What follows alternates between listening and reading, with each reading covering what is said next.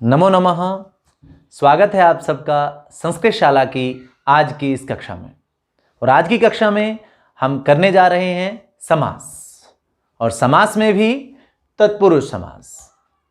और तत्पुरुष समास के बारे में आज हम आपको ऐसी ट्रिक्स बताएंगे। यदि आप इस वीडियो को अच्छे से देखेंगे, इस वीडियो को पूरा देखेंगे, तो मुझे विश्वास है कि आप तत्पुरुष समास को समझने में, वहाँ समस्तपद बनाने में या विग्रह करने में कभी भी आप गलती नहीं करेंगे।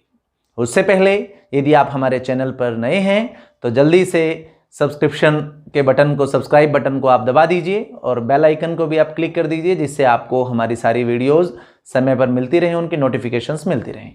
तो चलिए शुरू करते हैं अपने आज के विषय तत्पुरुष समास को। देखिए, तत्पुरुष समास जो है, हमने समास की इससे पहले हमने एक वीडियो डाली थी जो समास की आरंभिक वीडियो थी, जहां हमने समास क्या है, समास में किन बातों का ध्यान रखना चाहिए, समास के भेद कितने हैं, तो वो सब हमने बताया था।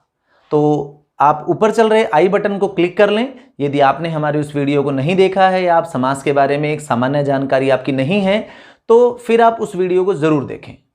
तो अब हम समास के जो भेद हैं उनमें हमने अव्यय भाव समास को किया था पहले, और आज हम कर रहे हैं समास के अगले भेद तत्पुरुष समास को। अब समास में देखिए, दो या दो से अधिक पदों का मिश्रण होता है, उनके मेल से समास बनता है। तो उनमें पूर्व पद और उत्तर पद, ये स्थिति बनती है। तो अव्यय भाव समास हमने पढ़ा था, वह पूर्व पद प्रधान था, और आज जो तत्पुरुष समास हम देख रहे हैं वह उत्तर पद प्रधान है। अब ये उत्तर पद प्रधान कैसे है, या ये प्रधानता का निर्धारण होता किस तरह से है, आइए उसको जानने के लिए हम देखते हैं कुछ उदाहरणों को। यहां पर कुछ वाक्य लिखे हुए हैं, मैंने पढ़ रहा हूं, आप भी ने समझिए। रामपुत्रः गच्छति, ज्ञान शून्यः जनः न शोभते, युद्ध निपुणः वीरः जयति। आपने इन तीनों वाक्यों को पढ़ा। यहां पर जैसे पहले वाक्य को देखते हैं, इसमें दो शब्द हैं। एक शब्द ऐसा है जहां पर एक से ज्यादा शब्द मिले हुए हैं। क्या आप ये पहचान पा रहे हैं? मुझे विश्वास है अवश्य पहचान पा रहे होंगे। जी हाँ, ये शब्द है, देखिए, रामपुत्रः। रामपुत्रः शब्द, इसमें दो शब्द मिले हुए हैं। कौन कौन से हैं? राम और पुत्र। अब इसका यदि हम, जब तक हमें इसका अर्थ पता नहीं होगा तब तक हम उसे अलग नहीं कर पाएंगे। अब जब ये जुड़े हुए हैं, क्योंकि समास में दो काम करने हैं, या तो आपको जोड़ना है या जुड़े हुए हैं तो उनको अलग करना है। और आपको जब यूं कोई जमा का निशान या कुछ इस तरह की नहीं स्थिति दिखाई दे रही है तो ये जुड़े हुए हैं। यहाँ पर दो शब्द हैं इसमें, तो अब इनको आपको अलग अलग करना है। अब यहाँ स्थिति बनती है, यहाँ काम आता है जो मैंने आपको कही कि उत्तर पद प्रधान। अब प्रधानता का निर्णय होता है क्रिया से, जिसका क्रिया से सीधा संबंध होता है, जो क्रिया के साथ में जिसका अन्वय हो रहा है, प्रधानता उसकी है। तो अब देखें यहां पर कह गच्छति, रामपुत्रः गच्छति। अब रामपुत्र में दो शब्द हैं, राम और पुत्र। क्या अर्थ बना? राम का पुत्र। तो इसका अगर विग्रह करेंगे तो बनेगा रामस्य पुत्रः, रामस्य पुत्रः। तो कह गच्छति, राम गच्छति अथवा पुत्रः गच्छति? पुत्रः गच्छति। अब दो पद हैं, क्योंकि यहां पर ये पूर्व पद है, ये उत्तर पद है। तो प्रधानता किसकी हुई? उत्तर पद की, क्योंकि क्रिया का अन्वय उत्तर पद से है। तो ये आपको मैंने अभी यही बताया जा रहा है कि उत्तर पद प्रधान कैसे है तत्पुरुष समास। एक और उदाहरण देख लेते हैं। ज्ञान शून्यः जनः न शोभते। जो ज्ञान से रहित व्यक्ति होता है वो सुशोभित नहीं होता है। तो यहां पर आप अनुमान लगा सकते हैं कि समस्त पद कौन सा है? जी हां, वही होगा जिसमें एक से अधिक शब्द मिले हुए हैं। बिल्कुल यही है, ज्ञान शून्यः। अब इसमें दो शब्द कौन से हैं? ज्ञान और शून्य। अब प्रधानता किसकी? कह न शोभते, ज्ञान शून्यः जनः न शोभते। कैसा व्यक्ति नहीं सुशोभित होता? ज्ञान से शून्य। अब ज्ञान की प्रधानता है या शून्य की प्रधानता है? क्योंकि शून्य शब्द से ही इस जनः का, जो कि करता है इस क्रिया में, उसका अन्वय हो रहा है तो शून्य जो कि उत्तर पद है इसकी प्रधानता हो रही है। तो ज्ञान से शून्य जन, ज्ञान से रहित व्यक्ति जो है वह सुशोभित नहीं होता है। तो इस प्रकार हमने देखा यहां पर, इसका भी जो है वह विग्रह मैं आपके लिए लिख देता हूं, ज्ञानेन शून्य। तो अब एक और है, युद्ध निपुणः वीरः जयति। कह जयति? युद्ध निपुणः वीरः जयति। तो इसमें निपुण इस पद की प्रधानता है, और यदि हम इसका विग्रह करें तो युद्ध में निपुण, युद्ध में जो निपुण है वो व्यक्ति, तो युद्धे निपुणः।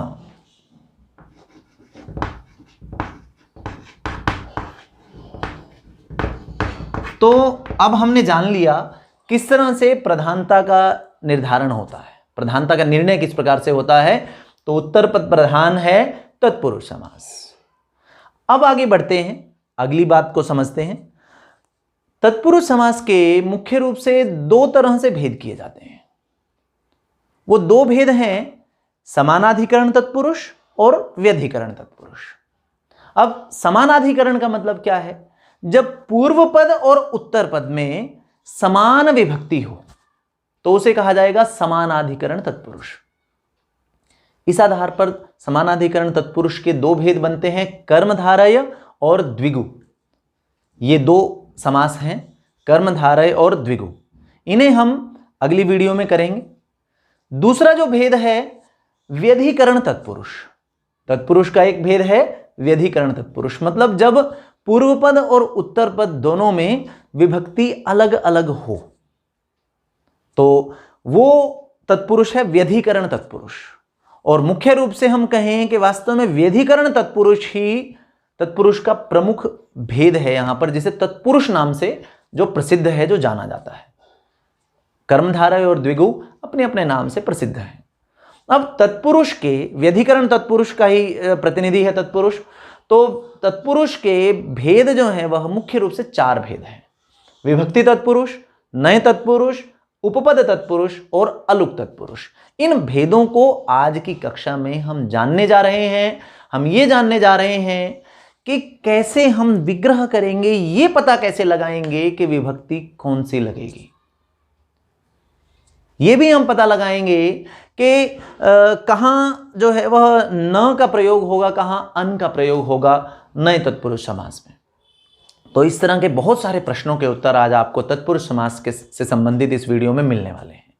तो सबसे पहले भेद से आरंभ करते हैं, विभक्ति तत्पुरुष। अब विभक्ति तत्पुरुष जो है वो विभक्तियां कितनी हैं? आपने पढ़ी हैं, विभक्तियां हैं 7। लेकिन प्रथमा विभक्ति में ये विभक्ति तत्पुरुष नहीं होता है, तो द्वितीया से सप्तमी विभक्ति तक 6 विभक्तियां बनती हैं। तो विभक्ति तत्पुरुष के अंतर्गत द्वितीया से सप्तमी विभक्ति तक की 6 विभक्तियां आती हैं। तो हम पहले आरंभ करते हैं विभक्ति तत्पुरुष से ही। ये देखिए, विभक्ति तत्पुरुष में भी द्वितीया तत्पुरुष, जहां पर द्वितीया विभक्ति होगी किसमें? क्योंकि विभक्ति की हम बात कर रहे हैं तो वो विभक्ति किसमें होगी? पूर्व पद में। अब जब हमने इनका विग्रह किया था, अभी हमने उत्तर पद प्रधानता इनकी देख ली है, यहां से हमने देखा था कि यहां पर उत्तर पद प्रधानता कैसे थी। अब दूसरी बात जो देखेंगे कि विग्रह हमने किया कैसे है। हमने ये 2 शब्द थे, एक शब्द में पूर्व पद में विभक्ति जोड़ी, हमने पूर्व पद में विभक्ति जोड़कर हमने इसे अलग अलग किया था। और ऐसे ही जब हम अलग अलग होंगे, उन्हें हमें जोड़ना होगा, तो हम इसी विभक्ति को हटा देंगे तो वो जुड़कर वह एक हो जाएंगे। तो तत्पुरुष समास में जब आप विग्रह करेंगे, अलग अलग करेंगे, तो क्या करेंगे? पूर्व पद में विभक्ति लगाएंगे, या पूर्व पद की जब उसे समस्त पद बनाएंगे तो पूर्व पद की ही विभक्ति हटाएंगे। ये जो उत्तर पद है इसमें कोई बदलाव नहीं होगा, और जो पूरे शब्द की जो विभक्ति है वो इसी से निर्धारित होगी। ये पुल्लिंग में चल रहा है तो पूरा शब्द पुल्लिंग में चलेगा, ऐसे यहां पर। तो इसमें कोई बदलाव नहीं है। उत्तर पद में पूर्व पद में ही बदलाव होगा, और वो भी विभक्ति के आधार पर, विभक्ति जो जुड़ेगी या हटेगी। तो अब द्वितीय तत्पुरुष में जो मैंने कहा आपको, द्वितीय तत्पुरुष का मतलब क्या है कि पूर्व पद में कौन सी विभक्ति जुड़ेगी? द्वितीय विभक्ति। जब पूर्व पद में तृतीया जुड़ेगी तो वो तृतीय तत्पुरुष कहलाएगा, पूर्व पद में चतुर्थी जुड़ेगी तो वो चतुर्थी तत्पुरुष कहलाएगा। ऐसे ही पंचमी, षष्ठी और सप्तमी तत्पुरुष रहेंगे। तो द्वितीय विभक्ति का जो द्वितीय तत्पुरुष के कुछ उदाहरण देख लेते हैं। जैसे पहला, भय प्राप्तः। भय प्राप्तः, यदि हम इसे अलग अलग करें तो बनेगा क्या? भयम प्राप्तः, भय को प्राप्त हुआ, डरा हुआ, भय को प्राप्त हुआ। देखिए हमने पूर्व पद में विभक्ति लगाई, द्वितीय विभक्ति, और द्वितीय विभक्ति के लिए सिर्फ म जोड़ते हैं एक वचन में, क्योंकि वचन की बात नहीं की गई है। वचन आप उस वाक्य की स्थिति के आधार पर प्रयोग करेंगे, जैसी वहां पर जरूरत है। ज़्यादातर एक वचन का ही प्रयोग होता है, लेकिन कहीं कहीं आवश्यकता अनुसार द्विवचन और बहुवचन का भी प्रयोग होता है। तो ऐसे ही अगला उदाहरण है शरणागतः। दो शब्द हैं यहां पर, कौन से? शरण और आगतः। तो क्या बनेगा? शरणम आगतः। अब ये कैसे पता चलेगा? अभी तो मैं आपको द्वितीय तत्पुरुष बता रहा हूं। आपके सामने जब सारे तत्पुरुष, सारे विभक्ति के भेद इकट्ठे हो जाएंगे, फिर आप कैसे अनुमान लगाएंगे कि कौन सी विभक्ति लगेगी? वो आपका अनुमान लगेगा उसके अर्थ से। पाठ में भी जब आप पढ़ेंगे तो आप उसका जब अर्थ निकालेंगे, उस अर्थ के आधार पर आप विभक्ति लगाएंगे। अब जैसे भय प्राप्त था, कि भय को प्राप्त हुआ, डरा हुआ, हमने द्वितीय लगा दी। अब आप पूछेंगे कि सर शरणागतः में तो अर्थ निकालें तो क्या बनता है? शरण में आया हुआ, और में पर में तो विभक्ति कौन सी लगती है? आपने कारक पढ़े हैं, में पर में सप्तमी लगती है, पढ़े हैं ना कारक आपने। प्रथमा ने, द्वितीया को, तृतीया से के द्वारा, चतुर्थी के लिए, पंचमी से जुदाई, षष्ठी काके की, और सप्तमी में पर। तो यहां द्वितीया क्यों लगी? तो उत्तर यह है कि एक तो बात हो गई, अर्थ आप देखेंगे। देखिए मैं आपके प्रश्नों को मैं निकाल रहा हूं, यहां से खुद बोल रहा हूं आपके प्रश्नों को। एक तो बात आप देखेंगे अर्थ को, दूसरी बात आप देखेंगे अर्थ के साथ साथ उपपद विभक्ति। आपने पढ़ी है उपपद विभक्ति, 9वीं कक्षा से आरंभ हो जाती है हमारे पास में। तो उपपद विभक्ति कुछ ऐसे शब्द हैं जिन जब अगर वो वाक्य में या शब्द में प्रयोग हो जाएं तो उनके साथ एक निश्चित विभक्ति है, वही विभक्ति लगेगी, अर्थ चाहे कुछ भी निकल रहा हो।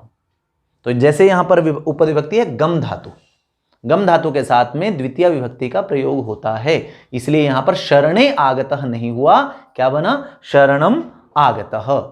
ये स्थिति यहां पर बनी है। अब हम आगे देखते हैं इसे अश्वारूढ़। तो अश्व और आरूढ़ दो शब्द हैं, तो अश्वम आरूढ़, ये बन गया यहां पर। एक और है स्वर्ग प्राप्त। अब स्वर्ग और प्राप्त ये दो शब्द हैं, तो स्वर्गम प्राप्त। तो ये हमने देखा द्वितीय विभक्ति तत्पुरुष को हमें पूर्व पद में ही विभक्ति लगानी है, और म लगता है द्वितीय विभक्ति में ज्यादातर, एक वचन में, हर शब्द के अंत में, ज्यादातर मतलब 99% शब्दों के अंत में। आगे देखते हैं तृतीय तत्पुरुष। तृतीय तत्पुरुष को समझ लेते हैं। अब जैसे बाण हतः, मतलब बाण से मारा हुआ, बाण से मारा गया, और से जब साधन आ जाए वहां तृतीय विभक्ति लगती है, तो बाणेन हतः। आप इसे ऐसा भी कह सकते हैं कि नहीं सर 2 बाणों से मारा गया था, तो क्या कर देंगे? द्विवचन लगा देंगे, बाणाभ्याम हतः। नहीं सर बहुत सारे बाणों से, जैसे भीष्म पितामह, बहुत सारे बाण लगे थे, उसके बाद शरशैया पर लेट गए थे, तो बाणई ही हतः, बहुवचन लग जाएगा।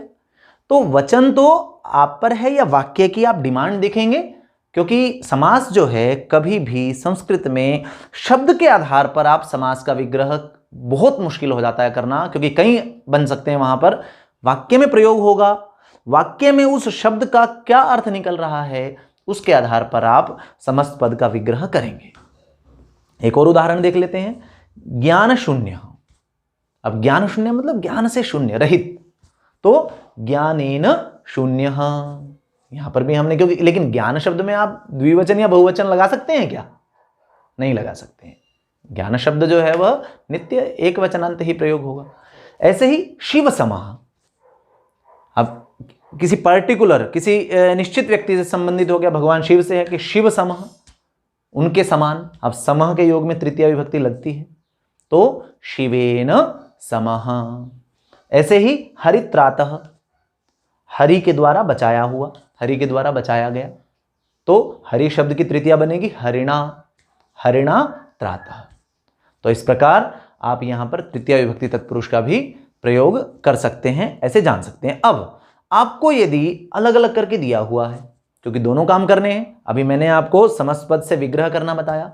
अगर आपको विग्रह दिया हुआ है तो यकीन मानिए तत्पुरुष समास अगर आपने पहचान लिया है तो उसके विग्रह से समस्त पद बनाना और ज्यादा आसान है। जैसे अब भयम प्राप्त, आपको साफ साफ दिख गए, दो शब्द हैं भयम और प्राप्त। बस पहले शब्द की विभक्ति हटानी है, भय बच गया और प्राप्त पीछे जोड़ा तो भय प्राप्त। ऐसे ही शरणम आगतः, यहां विभक्ति हटाई म तो शरण आगतः जोड़ दिया शरणागतः। ऐसे ही अश्वारूढ़ अश्वम आरूढ़, अश्वम में से अश्व निकाल दिया, अश्वम में से म निकाल दिया तो अश्व और आरूढ़ को जोड़ दिया तो अश्वारूढ़। ऐसे ही यहां पर भी बाणेन हतः, अब विभक्ति का क्या जुड़ा हुआ है, एन, मूल शब्द क्या है बाण, तो आपने जोड़कर बना दिया बाण हतः, बाण हतः। तो इसका समस्त पद बनाना और अधिक आसान है। तो चलिए आगे देखते हैं चतुर्थी और पंचमी तत्पुरुष को। चतुर्थी तत्पुरुष देखते हैं उदाहरण चतुर्थी तत्पुरुष के लिए।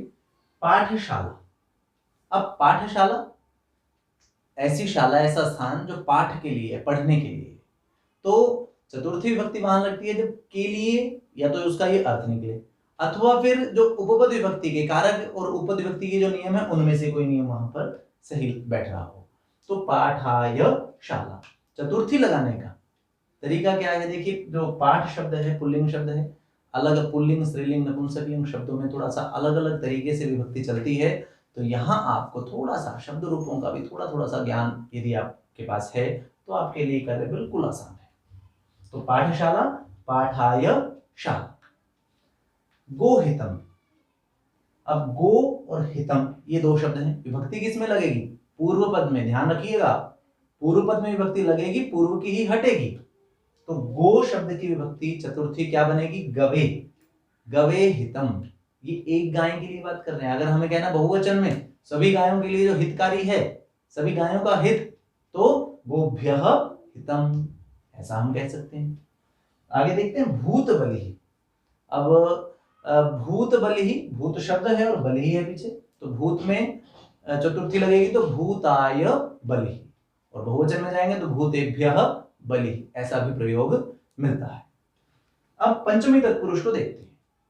पंचमी तत्पुरुष, इसके अतिरिक्त भी चतुर्थी तत्पुरुष के या अन्य विभक्तियों के बहुत सारे उदाहरण प्राप्त होते हैं। क्योंकि एक तो मुख्य रूप से ये है कि आपके पास परीक्षा में जो उदाहरण आने हैं वो आपके पाठों से आने हैं, इसलिए भी बहुत सारे बाहर के उदाहरण याद करने का कोई उतना लाभ नहीं। जो आपके पाठों में जो उदाहरण आ रहे हैं समास के, तो आप उन उदाहरणों को अच्छे से यदि समझ लेते हैं तो निश्चित रूप से उनसे बाहर उदाहरण नहीं आता। तो इसलिए यहाँ पर हम बहुत ज्यादा उदाहरण नहीं दे रहे हैं, आपको एक रूपरेखा समझा रहे हैं, दिखा रहे हैं कि किस तरह से ये बन रहे हैं। तो पंचमी विभक्ति का देख लेते हैं, कैसे पंचमी विभक्ति बनती है, पंचमी विभक्ति तत्पुरुष कैसे चलता है। जैसे चौर भयम, अब भय अर्थ में, डर अर्थ में, जिससे डर हो उसमें पंचमी लगती है। तो किससे भय है, चौर से। दो शब्द हैं चौर भयम, तो चौर शब्द में पंचमी लग गई, और पंचमी क्या बनेगी, चौरात। पुल्लिंग शब्द है चौर, तो चौरात, आकारांत है, चौरात बन गई इसकी, तो चौरात भयम। अब पाप मुक्त, इसकी भी बिल्कुल उसी तरह से आप बना सकते हैं, क्या बनेगा, पापात मुक्त। अब ये समझिए, आपको इसका यदि आपको ये दे दिया है कि विग्रह दे दिया है और कह दिया है कि इसका समस्त पद बनाइए, तो कैसे बनाएंगे।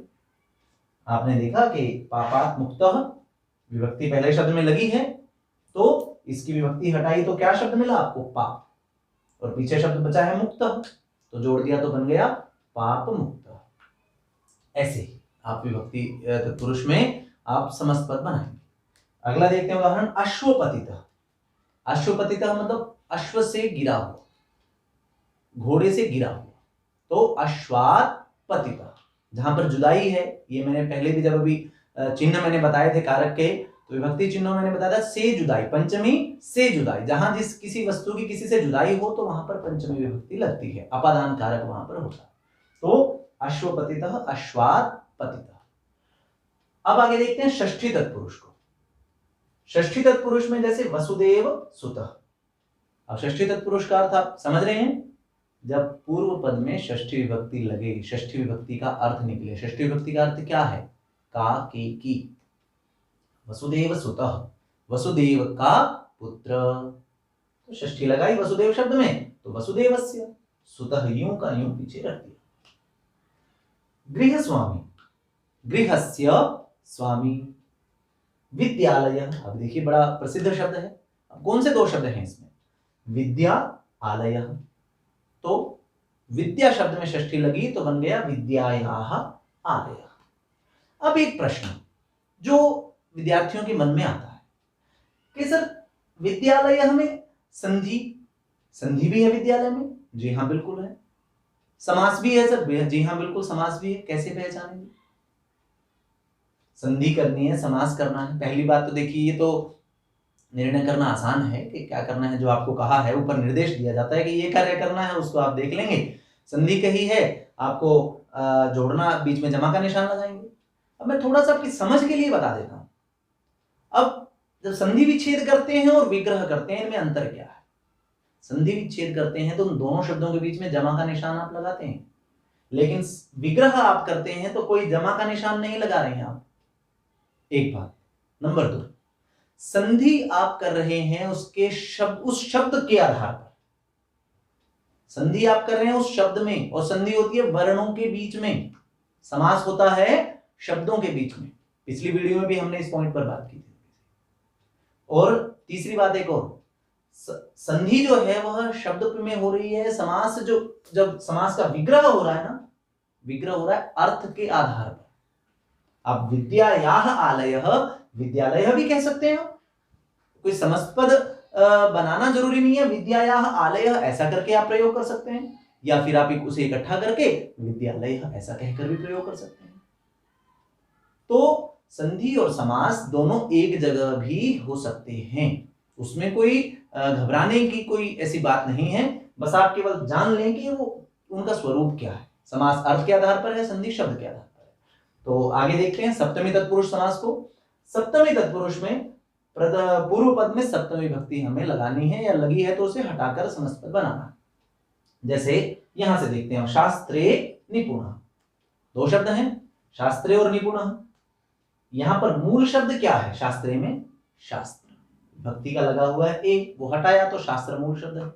तो शास्त्र निपुण, इसे इकट्ठा करके लिख दिया तो ये हमारा समस्त पद बन गया। वने वासः, वन में निवास करना, वन में रहना। तो वन शब्द में सप्तमी है, हटाया तो मूल शब्द क्या मिला? वन। तो वन वासः, ये हमारा समस्त पद बन गया। ऐसे ही नरेषु उत्तम, अब देखिए बहुवचन का प्रयोग हुआ है, लेकिन मूल शब्द तो क्या है? नर, और सामने उत्तम है। अब जब हमें नर और उत्तम को हम जोड़ रहे हैं तो नर उत्तम ऐसा तो नहीं लिखा जा सकता। यहां पर गुण संधि हम करेंगे, अ और उ को मिलाकर ओ करेंगे तो बन गया नरोत्तम। ये एक और उदाहरण है विद्यायाः आलयः की तरह। यहां पर भी नरोत्तम में आपको संधि करनी आवश्यक है। संधि आप करेंगे इसमें तो बन जाएगा नरोत्तम। तो इस प्रकार हमने विभक्ति तत्पुरुष को देखा, समझा। बस मुख्य बात यही रही कि पूरे तत्पुरुष समास में यही बात रहनी है कि उत्तर पद वैसा का वैसा रहेगा, पूर्व पद की विभक्ति या तो अलग अलग कर रहे हैं तो लग जाएगी, और उन्हें जोड़ रहे हैं तो हटा देंगे। एक और चीज होती है, आपने देखा होगा घरों में जब स्थिति यूं होती है कि आपको किसी को संधि या समास जब होता है, किसी को आपने अलग करना है तो आप उसे कुछ देकर अलग कर देते हैं, लो भाई अब आप जाओ। और जब आपको किसी को जोड़ना है साथ में, तो जुड़ते हुए आपको अपने कुछ सभी को अपनी कुछ ऐसी बातें होती हैं जो दूसरों से मेल नहीं खाती हैं, वो छोड़नी पड़ती हैं। वो छोड़कर आप दूसरों से मिलते हैं। तो बस यही काम है, जब मिलना है तो अपना छोड़ना है, वो विभक्ति छूटेगी। जब अलग हो रहे हैं तो कुछ आपको देकर अलग किया जा रहा है, वो विभक्ति देकर अलग हो रही है। तो इस तरह से आप इस बात को याद रख सकते हैं। तो चलिए आगे देखते हैं तत्पुरुष समास के अन्य जो 3 भेद रह गए हैं, नए तत्पुरुष, अलग तत्पुरुष और उपपद तत्पुरुष। नए तत्पुरुष, तत्पुरुष का अगला भेद है ये। अब यहां इस समास का प्रयोग, नए तत्पुरुष समास का प्रयोग निषेध अर्थ में होता है। ये निषेध है क्या? ये निषेध है अभाव। जब जहां हमें किसी वस्तु का अभाव बताना हो तो वहां नए तत्पुरुष समास रहता है। जैसे अधर्म। अब अधर्म मतलब जहां धर्म ना हो, धर्म का अभाव है, तो हमें उसे कहना है तो हम कहेंगे अधर्म। अब अधर्म है, आप उसे यदि आपको अलग अलग करना है तो क्या करेंगे, तो अ के स्थान पर न हो जाएगा, तो बन जाएगा न धर्मः। ऐसे ही अज्ञानम, अज्ञानम अर्थात ज्ञान का न होना, ज्ञान का अभाव, ज्ञान का अभाव, तो न ज्ञानम। अब देखिए यदि अ के पश्चात कोई व्यंजन है तो व्यंजन की स्थिति में अ के स्थान पर न आ गया जब हमने उसका विग्रह किया है। ऐसे ही यदि विग्रह से समासपद बना रहे हैं तो वहां पर न है, न को क्या हो जाएगा, अ हो जाएगा। अब यही स्थिति बनती है आगे देखिए, जैसे अनुपस्थित। अब यहां पर अ ना होकर अन जुड़ गया है आगे, तो अनुपस्थित, ये मिलाया तो बन गया अनुपस्थित। इसका विग्रह करते हैं तो अन के स्थान पर न आ जाएगा, न उपस्थित। ऐसे ही अनादि ही, अन आदि, अन है और आदि है तो न आदि ही। अब यहां क्या एक स्थिति बनती है कि यदि स्वर है, जो मूल शब्द है, हमें मुख्य शब्द देना है, देखना है, अधर्म, अज्ञानम, अनुपस्थित, अनादि में मुख्य शब्द कौन सा है। अधर्म में मुख्य शब्द है धर्म, इसमें व्यंजन है पहला अक्षर। यदि व्यंजन है तो वहां पर अ आ जाएगा, अ रहेगा, और यहां पर तो पीछे तो देखिए इसमें तो न ही आना है, विग्रह में तो न ही आना है सब जगह पे। वो मूल शब्द लिया आपने और उसका अभाव दिखाएगा न, ये अक्षर। लेकिन मैं बात कर रहा हूं समस्त पद की। जब आपको समस्त पद बनाना है तो यदि यहां पर व्यंजन है, धर्म में व्यंजन है, ज्ञानम में ज्ञ व्यंजन है, तो आपने न के स्थान पर क्या लगा दिया, अ। ये देखिए यही स्थिति है। यदि यहां पर स्वर है, न उपस्थित, अब उ जो है एक स्वर है, तो स्वर यदि सामने है तो अब अ लगाने से बात नहीं बनेगी, अनुपस्थित नहीं बनेगा, बल्कि अ के बजाय अन आएगा, तो बन जाएगा अनुपस्थित। मिलाया तो बस वो अनुपस्थित को मिलाया तो अनुपस्थित लिखा गया है, ऐसा जोड़कर लिखा गया है, न को अन हो गया। ऐसे ही यहां पर भी आदि में आ है जो कि एक स्वर है, तो इसलिए उसको अन कर दिया तो अनादि। तो यही इसके बारे में हमें ध्यान ये रखना है। और इस समास का बहुत अधिक प्रयोग होता है। वास्तव में सभी समासों की तुलना में तत्पुरुष समास का बहुत ज्यादा मात्रा में प्रयोग होता है, क्योंकि सबसे विस्तृत समास है। यदि हम इसे देखें, आप कर भी रहे हैं आज, अब इसको सबसे विस्तृत समास है तत्पुरुष समास। और तत्पुरुष समास में भी एक तो षष्ठी तत्पुरुष, षष्ठी तत्पुरुष समास का बहुलता से प्रयोग होता है। और फिर दूसरे नंबर में कहूं तो फिर नए तत्पुरुष समास, इसका भी पर्याप्त मात्रा में प्रयोग होता है। लेकिन बिल्कुल आसान काम है, मुश्किल कार्य नहीं है, बिल्कुल आसान है। मैं समझता हूं आपको स्पष्ट हो गया होगा। विग्रह करना है तो उस शब्द के साथ में न जोड़ दीजिए, विग्रह हो जाएगा। विग्रह दिया हुआ है, उसका समस्त पद बनाना है तो फिर वहां पर व्यंजन है तो अ जोड़कर बना दीजिए, स्वर है तो अन जोड़कर उसे लिख दीजिए, आपका कार्य हो जाएगा। अगला समास देखते हैं, अगला भेद देखते हैं इसका, अलुक तत्पुरुष। अब अलुक जो शब्द है, इसमें अपने आप में नए तत्पुरुष समास है। अलुक मतलब न लुक। अब ये लुक मतलब क्या, लुक मतलब लोप होना। जब हमने देखा है तत्पुरुष समास में कि विभक्ति का लोप हो जाता है, कौन से पद की, बताइए कितने पद हैं, दो, कौन कौन से, पूर्व पद और उत्तर पद। तो किसकी विभक्ति का लोप होता है जब हम समस्त पद बनाते हैं, पूर्व पद की विभक्ति का लोप होता है, क्योंकि पूर्व पद में ही जुड़ती है, उसी की विभक्ति का लोप होता है, हटा दी जाती है। लेकिन जब अलुक, लुक ना हो, लोप ना हो, विभक्ति यूं की यूं रह जाए, ऐसे कुछ उदाहरण हैं, ऐसे कुछ उदाहरण मिलते हैं। उनके लिए हमारे आचार्य पाणिनि ने जो है वह एक परिभाषा जो बना दी, वह कि अलुक, ये जो है शब्द अलुक तत्पुरुष समास के अंतर्गत आते हैं। जैसे युधिष्ठिर, अब आपने देखिए इतना प्रसिद्ध नाम है, महाभारत के नायक हैं युधिष्ठिर। तो युधिष्ठिर, यदि शब्द का हमें विग्रह करना हो तो हम क्या करेंगे, युधि स्थिर, जो युद्ध में स्थिर हो, युद्ध में स्थिर रहने वाला युधिष्ठिर है। अब आप कहेंगे यहां जो लिखा है उससे यहां पर थोड़ा बदलाव है, तो आप ध्यान से देख लीजिए, विभक्ति नहीं बदली है, विभक्ति वही की वही है। युधि में युद्ध शब्द में सप्तमी विभक्ति लगी है, यहां पर भी युधि यूं का यूं है, सिर्फ ये स को श और थ को ठ हुआ है, ये संधि के नियम के कारण। तो विभक्ति का लोप नहीं हुआ है, इसलिए इसे क्या कह दिया गया, अलुक तत्पुरुष। तो ऐसे कुछ शब्द आ जाते हैं हमारे सामने, तो उन्हें हम अलुक तत्पुरुष कहेंगे। तो पाठ में भी इस तरह के कुछ शब्द आएंगे, तो उनको आप ध्यान कर लेंगे। तो अगला है ऐसे ही खेचरः।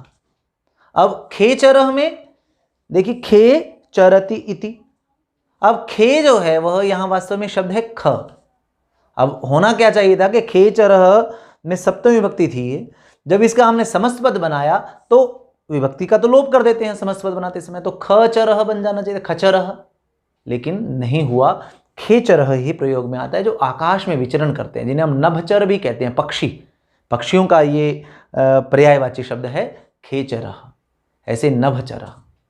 तो ये अलुक तत्पुरुष का उदाहरण। ऐसे एक बड़ा प्रसिद्ध शब्द है दिवंगतः, हम कहते हैं जब किसी का देहांत हो जाता है हम तो कहते हैं दिवंगत हो गई। तो दिवम गतः, ये दोनों शब्द हैं, इनको मिला के लिख दिया तो एक शब्द बना के ऐसा दिवम गतः। दिवगतः नहीं कहा, विभक्ति म जो है द्वितीय विभक्ति का, जैसे हमने देखा था गम के योग में द्वितीय विभक्ति लगती है, तो वो यूं का यूं रहा है, तो इसलिए ये अलुक तत्पुरुष समास है। इसके बारे में हमने देखा अभी कि जहां पूर्व पद की विभक्ति का लोप न हो, ऐसे जो उदाहरण है वो अलुक तत्पुरुष में है। वास्तव में आपको समास के नाम समझने के लिए थोड़ा सा ध्यान रखने हैं। पेपर में आपसे सामान्य रूप से समास का नाम नहीं पूछा जाता है, या तो आपको समस्त पद अगर दिया गया है तो आपको उसका विग्रह करना होता है, और विग्रह अगर दिया गया है तो उसका समस्त पद बनाना होता है। तो आगे देखते हैं, हमारा अगला भेद इसका उपपद तत्पुरुष। ये तत्पुरुष का जो हम कर रहे हैं उसमें ये अंतिम भेद है। अब उपपद तत्पुरुष की जो है ये थोड़ा सा हटकर है, थोड़ा विशेष है तत्पुरुष में भी। अब विशेष कैसे है ये देख लीजिए आप। इसमें हैं तो दो पद वही, पूर्व पद और उत्तर पद। पूर्व पद जो है वो कर्म होता है, कोई ना कोई कार्य, कोई कर्म, और उत्तर पद जो मिलेगा वो क्रिया मिलेगी। लेकिन उस उत्तर पद का, उस क्रिया पद का स्वतंत्र रूप से प्रयोग नहीं होता, वो कर्म के साथ मिलकर ही उसका प्रयोग होता है। अब कैसे होता है उदाहरणों से देखेंगे तो आपको और अच्छे से समझ आएगा। जैसे हमने कह दिया कुंभकार। कुंभकार मतलब कुम्हार, जो घड़े बनाता है, घड़े आदि बनाता है, मिट्टी के बर्तन बनाता है, उसे हम कुंभकार कहते हैं। अब कुंभकार को यदि आप अलग अलग करेंगे, इसे तोड़कर देखेंगे कि ये बना कैसे है अर्थ की दृष्टि से, तो किसे कुंभकार कहते हैं कि कुंभम करोति इति। कुंभम करोति, जो कुंभ को करता है, कुंभ मतलब घड़ा, घड़े बनाने वाला जो है वह कुंभकार है। अब यहां क्या बदलाव आया, ये देखिए, ये कारह जो शब्द था ये क्रिया के लिए था, वह करोति नहीं था, यहां पर कारह था।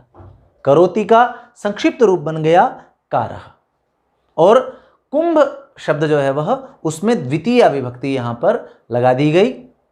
तो ये हमें ध्यान रखना है कि कारह को क्या हो जाएगा, करोति, क्योंकि इसका आपके पास यदि विग्रह आता है तो आपको ध्यान रखना पड़ेगा कि किसको क्या होता है। ऐसे 6-7 उदाहरण हैं कि किसको क्या हो जाता है, किस क्रियापद को उसका संक्षिप्त रूप क्या बन जाता है, बस ये ध्यान रखना है। तो करोति को कारह, और साथ में विभक्ति कौन सी लगी है, द्वितीय। बहुत समय में द्वितीय है, ज़्यादातर में द्वितीय है, किसी में सप्तमी भी है, तो और अन्य चतुर्थी आदि भी है या तृतीया भी है कुछ जगह पर। तो उन्हें आप कुछ एक उदाहरण हैं, आप देख लेंगे तो आपके ध्यान रह जाएंगे वो। ऐसे एक उदाहरण है जलदः। जलद किसका पर्याय है, आपने सुना होगा, जलद मतलब बादल, जो जल देता है। तो जलद का अर्थ हो गया जलम ददाति इति। ऐसे धनदः, धनम ददाति इति। ऐसे ज्ञानदः, ज्ञानम ददाति इति। आप स्वयं प्रयोग भी कर सकते हैं इसका, भाषा तो प्रयोग के लिए ही है। तो ददाति को दह, करोति को कारह, ये दो हमने देखे। तीसरा एक और देख रहे हैं, आसनस्थः। आसनस्थ, हम कहते हैं ना महाराज आसनस्थ हैं, तो आसनस्थ मतलब आसन पर स्थित। अब जब आसन पर स्थित हैं तो मे पर में कौन सी विभक्ति लगती है, सप्तमी। तो आसने, और स्थ ये किसको आया है, ये तिष्ठति को हुआ है, तो आसने तिष्ठति इति आसनस्थः, तो तिष्ठति को स्थ हो गया है। ऐसे ही एक बड़ा प्रसिद्ध आगे उदाहरण है धर्मज्ञ। अब ये ज्ञ का खूब आता है। अब ज्ञ किसको हुआ है, जानाति को। धर्मज्ञ किसे कहते हैं हम, जो धर्मम जानाति इति, जो धर्म को जानता है, धर्म का जानकार है, उसे कहेंगे धर्मज्ञ। ऐसे ही विशेषम जानाति इति, बताइए क्या कहेंगे उसे, विशेषज्ञ। और ऐसे ही अल्पम जानाति इति, उसे क्या कहेंगे, अल्पज्ञ। और एक दो बता देता हूं आपको, सर्वम जानाति इति, उसे क्या कहेंगे आप, सर्वज्ञ। तो इस प्रकार बड़ा मजेदार है ये उपपद तत्पुरुष समास। खूब आप हिंदी में भी देखेंगे बहुत सारे शब्द ऐसे हैं जो ऐसे बने हुए हैं, आपको थोड़ा सा बस वो पकड़ में आ गया ना आपकी, तो आपको इतना मजा आएगा इस समास में कि अच्छा ये शब्द ऐसे बना है, तो इतना अद्भुत ये समास है। अगला एक और उदाहरण देखते हैं, जैसे भूचरः। अब भूचर किसे कहेंगे, जो भूमि पर चलने वाला है, भूमि पर चलता है, रहता है भूमि पर। तो अब भूमि पर, फिर वही देखिए आप अर्थ से ही आपको समास में, फिर बार बार दोहरा रहा हूं दूसरी बार ये बात, ये कि आपको समास कैसे उसका विग्रह करेंगे ये उसके अर्थ से पता चलेगा। तो उसका अर्थ समझिए, पहले अर्थ समझेंगे साथ में, तो अर्थ से आपको उसके समास का भी, विग्रह का भी अनुमान लग जाएगा। तो भूमि पर चलने वाला, तो भू शब्द में सप्तमी लगाई तो भुवि, और चरह किसको हुआ है, चरति को, तो भुवि चरति इति। ऐसे ही नभचरः, नभे चरति इति। ऐसे ही जलचरः, जले चरति इति। तो इस प्रकार बहुत सारे उदाहरण यहां पर आपको मिलेंगे, आपकी पुस्तकों में बहुत सारे उदाहरण इनके मिलेंगे। अगला उदाहरण देख लेते हैं, द्विपः। अब बहुत कितना अद्भुत उदाहरण है द्विपः। तो द्वीप क्यों कहा जाता है, क्योंकि द्वाभ्याम पिबति इति द्विपः।